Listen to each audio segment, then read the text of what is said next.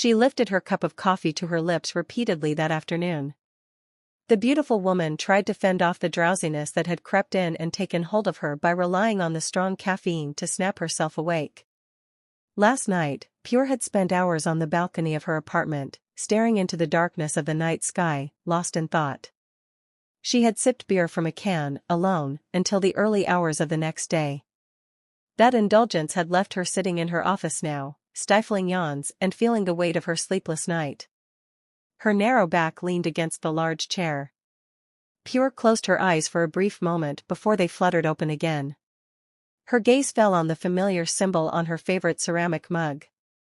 It was placed not far from her laptop, doing its duty of holding a hot drink.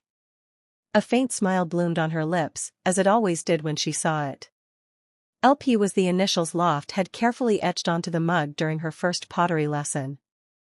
Pure hadn't known then that the act of inscribing those letters would also carve something permanent into her heart. Take it as something to remember me by. In case one day you miss me too much, you can look at the mug I made. The mug wasn't as perfectly crafted as the ones an expert like Pure could make, but it was still impressive, evidence of Loft's skill and effort. One for each of us? Yes, in case one day we can put them side by side. For a moment, neither of them had known if that day would ever come. Even now, it still hadn't arrived.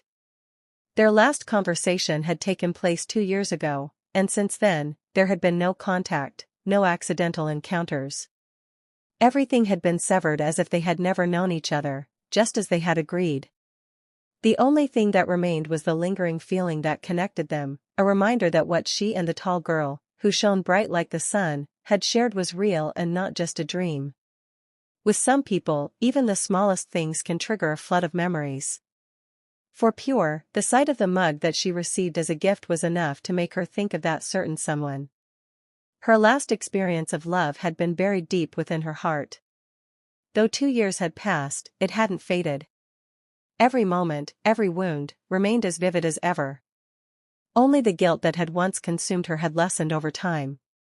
It hadn't disappeared entirely, but it no longer tormented her as it once had.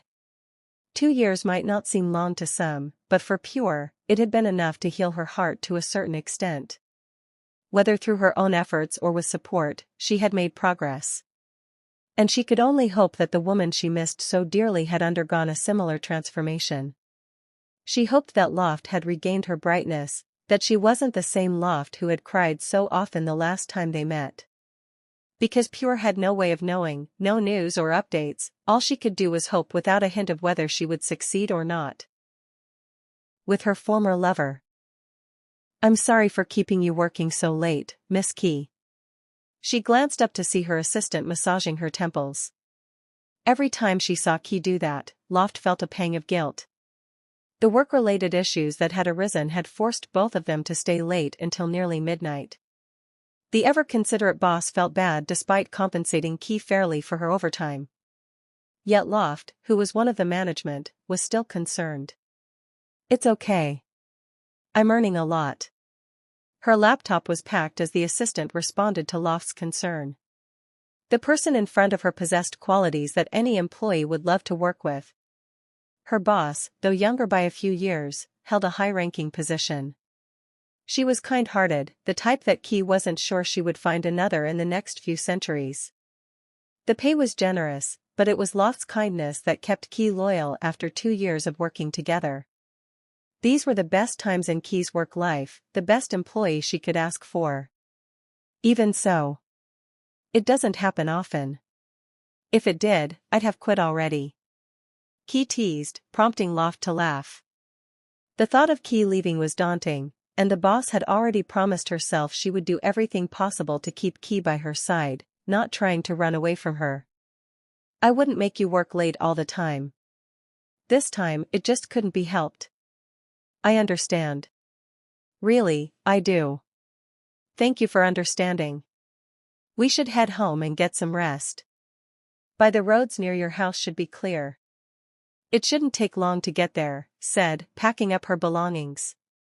And because she was busy packing, she didn't notice the curious look Key gave her as she spoke. "Are you driving me home, Miss Loft?"